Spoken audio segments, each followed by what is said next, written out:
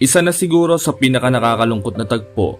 na marinig ng buong mundo na tumunog na ang hudyat para sa nag-iisang fighter na bumuhay at nagbigay kulay sa kung ano ba talaga ang ibig sabihin ng isang tunay na fighter sa boxing. Siguro isang tabi na muna natin ang mga toxic na kaisipan at ang politikang usapin, bagkus ay pasalamatan natin ang mga karangalang nagawa ng ating nag-iisang pambansang kamao at alamin kung paano niya naabot ang rurok ng tagumpay.